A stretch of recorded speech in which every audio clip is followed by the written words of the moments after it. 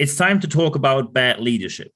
Bad leadership in real world practice. And in this case, well, we talk about the case of Liz Truss. Liz Truss, British Prime Minister, and what she recently did. Of course, I could have talked about Boris Johnson, who was equally worse. However, I received quite a number of emails of people who ask very specific questions of what's going on there and if there's any scientific evidence that's behind it. And yes, there is. And of course, people ask for a method, a simple method. That is what many people ask for. And of course, there are different methods on different levels of complexity. Well, we're going to talk about a simple method today. And let's get started. What did Liz Truss do? Liz Truss, you probably heard in the UK, especially when you're not listening from the UK right now. When you look into the news, it's not going too well in the UK recently. Liz Truss, the British Prime Minister, fired Kwasi Kwarteng, the former Chancellor to the Exchequer. Depending on which country you're listening from, that is the equal position in your country probably for the financial secretary or the person taking care of the country's finances.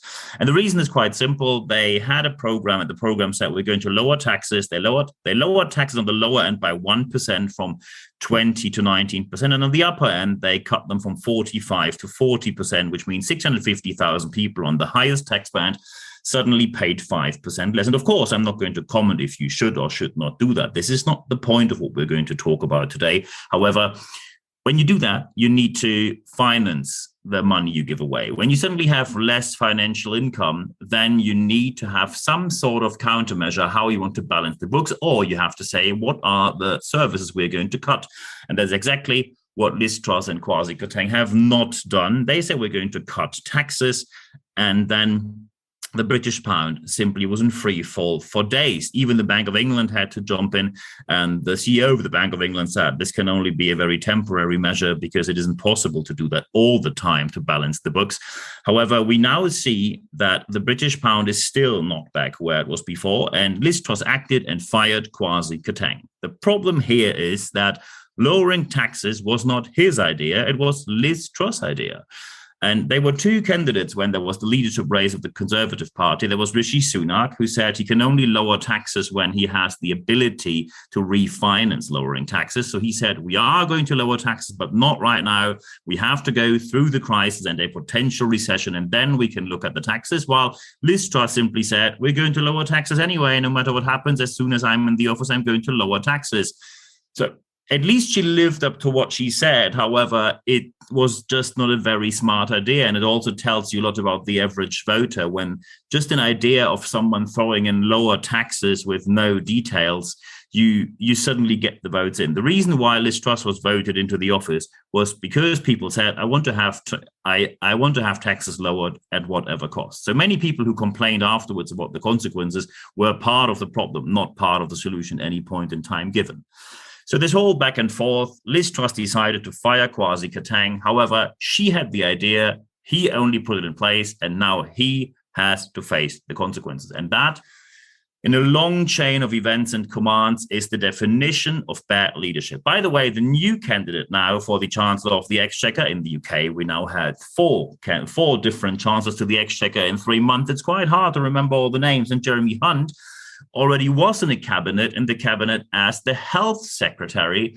So you move from health to finance. It all seems to be pretty random. These people must either they must be amazingly qualified. Looking at the CV, I don't see any of the qualifications matching for the job. And by the way, if someone now says, Niels, could you do the job? No, but I'm not applying for it. That is the difference. And Jeremy Hunt, and that is the most surprising part here, is a supporter of Rishi Sunak. And Rishi Sunak was the candidate that ran against Liz Truss. So you suddenly have an ally from an enemy in the political field in your cabinet. And does it go well? Well, it may or may not go well. And in this case, you see it coming. It didn't go well. Just today, when I'm recording this podcast, Jeremy Hunt says Liz Truss is still accountable for what's going on financially. Although Jeremy Hunt now holds the position, he obviously denies to be accountable for anything. Great. So we have a prime minister that fires someone for the idea that she had. Another person puts it in place and gets fired for it. Then you hire a political rival into your cabinet that immediately backstabs you. And now you are accountable, but not doing anything on a job that you think someone else is doing for you. It's getting rather complicated here. long story short, it is the definition of catastrophic leadership, and we have to talk about how to do it better. And of course, immediately British humor kicks in. British humor.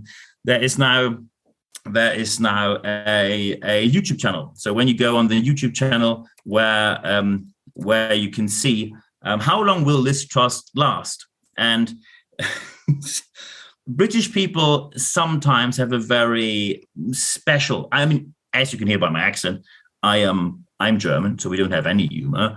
And there is now a live video. I'm not making this up. There's a live video. I just checked if it's still there. It is still there. There's a live video. Who will last longer, Liz Truss or a cabbage? I'm not making this up. A cabbage. And and when you now think, did you just mean the vegetable? Yes, the vegetable. There's a video of a vegetable decaying, and next to it is a picture of Liz Truss. So who lasts longer? So fair enough. I don't know who's going to last longer. It's just very special that British people have this kind of humor. And of course, there are different jokes now around the internet. So what's the difference between a turkey and Liz Truss? Well, turkeys at least will be around until Christmas. So there we are. We now have to look into how to do it better. So when you look at bad leadership, there are always different root causes. There is never the one root cause. As soon as someone tells you bad leadership has one root cause, these are the people who always offer a simple solution in a complex situation, and they will never help you to get anywhere. Complex situations never have a simple solution, because many people will say, just remove the person, put someone else in there. More instability in the political landscape will not help anyone except extremist parties, and we had enough of that in the recent past. So no simple solutions in a complex system will ever work. Be aware that when you have any advisors somewhere and you see them giving you these simple solutions, run as fast as you can.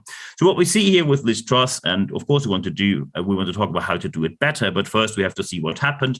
What we saw here is the blame game. The blame game means when you are successful as a leader, you will be celebrated, or you expect people to celebrate you. When something goes wrong, you're going to blame someone else. Normally someone from your cabinet, from your team of leaders, from your staff, your team leads, whatever else. So everything that goes well is called your record, your success, and everything that goes wrong is someone else's fault.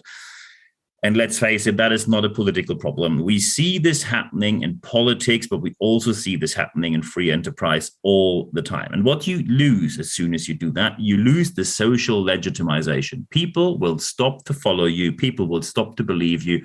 And as soon as you lose the social legitimization, you cannot just say, I'm still formally the legitimate leader. We had that many cases, not only in history, also in free enterprise. As soon as people say, we're not following you anymore, that was it. You're done. You're dead in the water. Not literally, hopefully. However, when you have no social legitimization anymore, it means that people do whatever they want. They don't care about you. So the main issue here often is either people mix it up or they are straightforward ignorant towards accountability and responsibility. And as people ask me for a simple principle, I'm going to give you the most simple principle you can ever use, for example, in project management or even in an org chart, is the RACI principle, R-A-C-I. Every letter stands for a certain word. R, responsible, A, accountable, C, consulted, I, informed. And you use exactly these letters in your project management diagrams and plans. I give you an example. Let's say you are an IT leader and you have people in place who need to do a certain task, and these people will get the task from you. You have an external consultant in, and as soon as the task is done, you want to get to know about it so you can move on to the next step because you are the project manager in this case. How to use that principle. So first, when we look at the four letters, the last two are the easier ones. C, consulted, the external person helping you gets consulted on different matters with their expertise, simple and easy. I, informed, when you want to know when the task is done, they will inform you, quite easy as well. The problem is that often people either mix up or they ignore what responsible and accountable means. I often hear that leaders say, I give you the task and now you are accountable for the result. And no, they are not. Accountability cannot be delegated. You are accountable for what's happening in your department because you decided who does the job. You decide on the people working in your department, and you have to face the consequences of what these people do, as at least when you want to be considered a at least reasonable leader. Accountability can never be delegated. So no matter what kind of job you delegate, so for example, you say task X and you give it to a person, then the person is responsible, in no way accountable. And also, just to be very clear and very straightforward about this, when you say in your department people are accountable, and then you will call it something like empowerment or another marketing term, when normally no content is behind, people are not really able to decide anything because they don't have the power over any budget, they don't have the power to tell anyone what they should do, and you tell them they are accountable. So first, you're lying. Second, it's very ignorant to do so. And third, when you say people are accountable, the first thing they will do, and rightfully so, the first step they will do when you have the annual appraisal interview, they will say, give me more money because I am accountable for X, Y, Z, and that has this value in the organization. And suddenly you probably have to step back and return to, oh no, you aren't really accountable. I am. You are just responsible. But you cannot switch back and forth. Just be very clear. When you give a task to someone, they are responsible. You, as the department leader, are accountable. And that does not change by any means. You chose the people. You face the consequences. When someone attacks your team, you put yourself in front of them, protecting them. And that is an aspect where I see many leaders failing because they simply choose between responsibility and accountability as they like. When they want to see a certain task going well and they say, I want to have the track record, I want to have the appraisal, I want to have the fame from it, then suddenly you are accountable. And when something goes wrong, suddenly someone else is accountable. This is not how it works.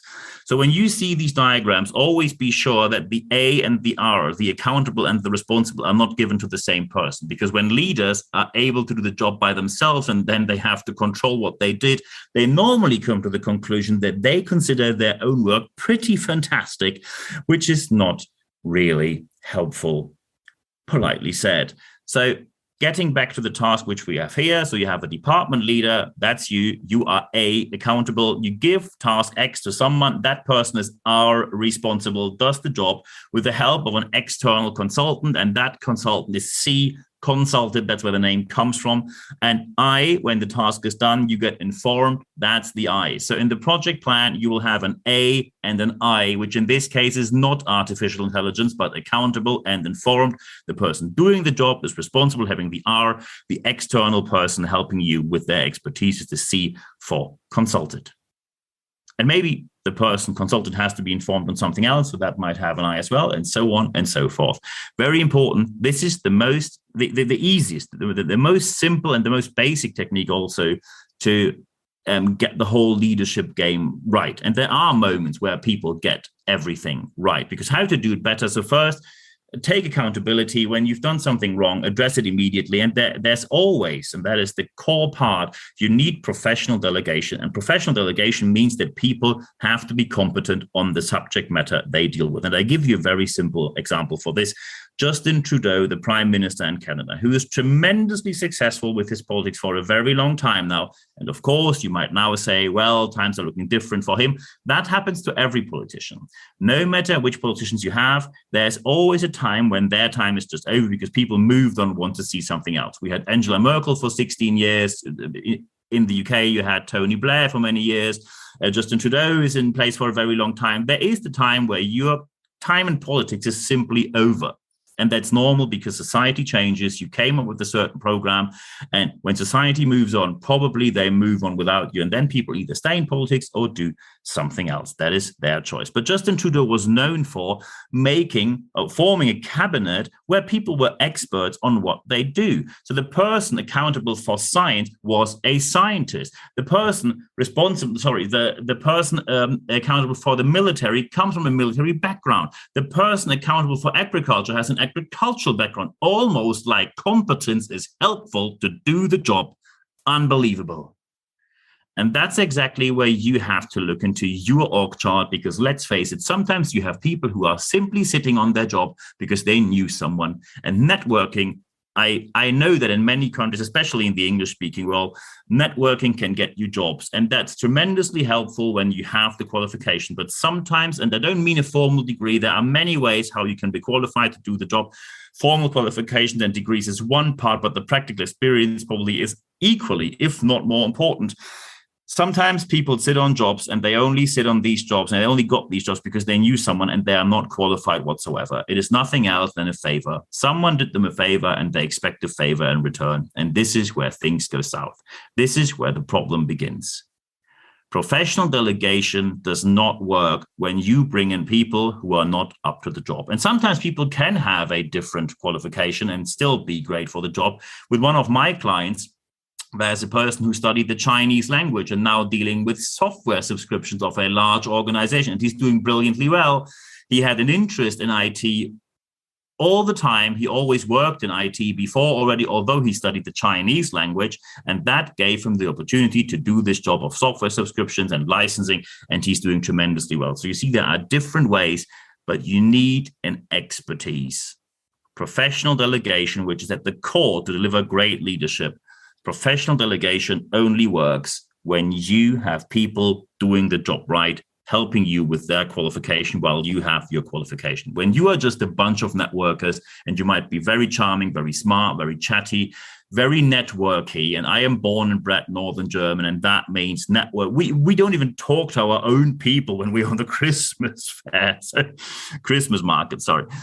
So we are not born networkers. I really had to learn that, however, because many countries rely on networking, especially in the English-speaking world.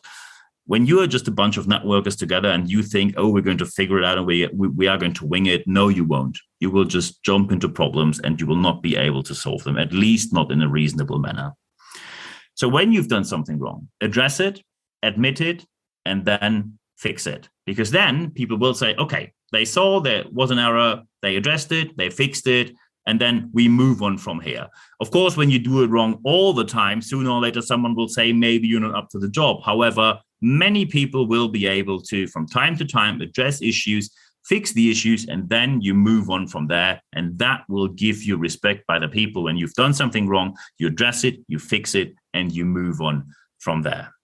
And of course, I published about this when you go to expert.nb-networks.com. Very important here, by the way. I receive emails every week where people say they find my material, but that's behind a paywall or people expect money for it. Yes, there are different vendors who sell my material.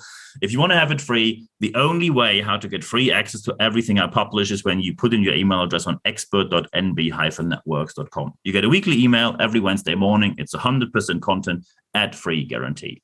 And when you now say, hey, I have a very specific question, Niels, can we just have a chat about that? Yes, of course. Just write me an email, nb@nb-networks.com, and then we take it from there. Of course, when you have very specific questions where you say, hey, we need a training sessions or a speaker or coaching, consulting, mentoring, or we have a project or interim management issue and need someone, or hey, we have an event, can you speak there? Can you host it? Yes, of course I can do so, but we can also just talk about your situation and then take it from there. Just drop me an email, nb@nb-networks.com, and then we take it from there. The most important aspect right now is that you apply what you heard in this podcast, because only when you apply what you heard, you will see the positive change that you want to see happening in your organization. And at the end of this podcast, of course, I'm happy to help you by doing so. Just let me know. And at the end of this podcast, there are only two things left for me to say. Some of you might expect that I have one thing left to say. No, there are two things left to say. The first is thank you. We broke another record. Some of you might have seen it on social media, either Facebook, LinkedIn, Instagram, because I put it on all the channels when we have that. This podcast now has 7 international top rankings, from top 20, top 50, top 100, top 150, top 250 in 6 different countries. We never had 7 positions at the same time. And I am incredibly grateful for that. I never expected this. I'm just a bloke sitting in front of my computer, talking into my laptop and recording this podcast. And I am very happy that content still makes their way out there. And it looks like, at least that's the feedback I get, that you consider it quality content. So thank you very much for following this podcast constantly. And now there is the second thing, which I always say at the end of my podcast. So I wish you all the best implementing these steps in your organization. Let me know if I can be of any help. And at the end of this podcast, there's one last thing for me to say. Thank you very much for your time.